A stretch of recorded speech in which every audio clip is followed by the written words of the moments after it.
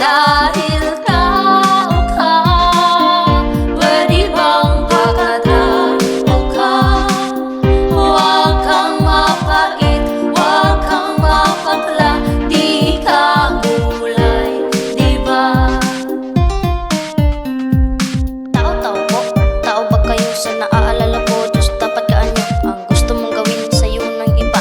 Gawin mo sa kanya, magpakabuti ka. Pag para sa iyo, sobrang mong lambot. Pag para sa iba, hirap mong iabot. Ang iyong pandinig, ang iyong paningin, ang iyong isip at damdamin. Tao ka diba? Eh bakit parang bato ka? Walang naririnig, nakikita, nararamdaman.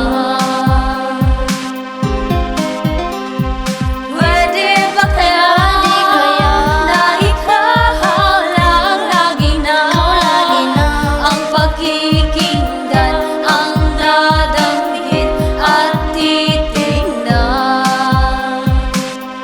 Ang buhay ay salamin, kung anong iyong iharap, siya mong aanin.